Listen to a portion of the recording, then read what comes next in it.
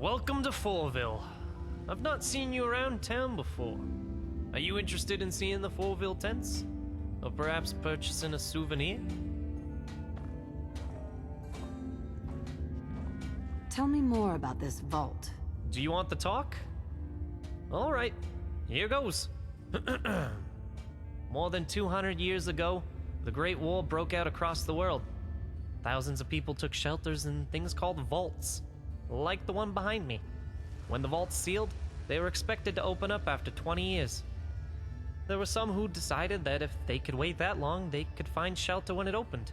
George Willis was one such man. Together with his family, he arrived in the entrance cave to Vault 4 on the day of the Great War. Behind me, you can see the very tent he pitched for shelter, made from a recovered log and a sheet of plastic. It was a far cry from the shelters which would come later.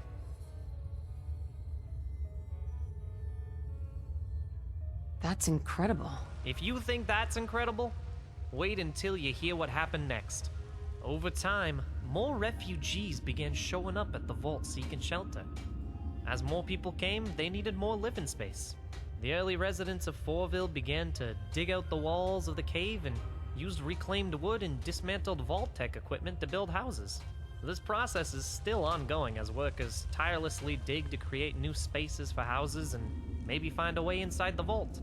Many of us in Fourville still dream that the vault may one day open, including members of the Church of the Four, who you can see often worship in this site. And that's the story of the Fourville tents. If you want to learn more, you can visit the Fourville Museum or the Church of the Four.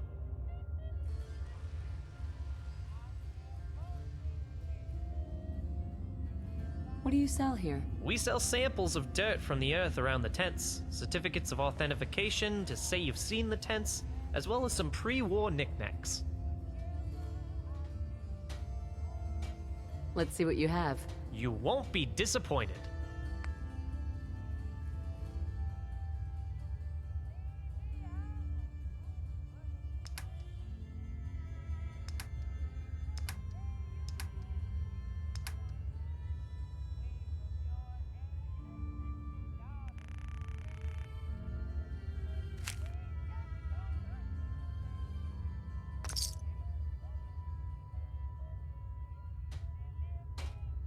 Not right now. We're open 24 hours a day if you change your mind.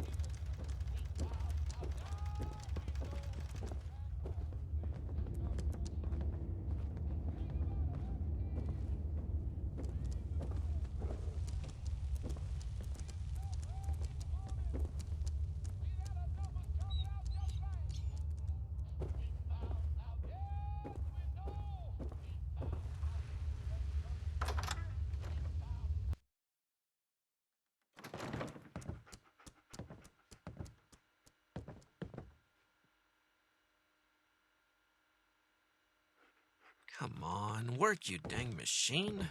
What about... No, that isn't right. Oh, I'm never going to get it to work. Oh, I didn't see you there. Welcome to the Fourville Museum. How can I help you? Welcome to the Fourville Museum. I'm sorry about that little display when you got in. I've been having some technical difficulties with the new exhibit.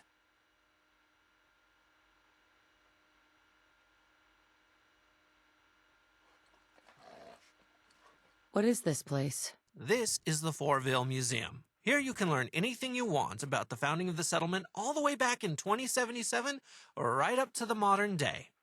Also, we're going to be opening a special exhibition shortly on the pre-war world more broadly. You can find it in the back room.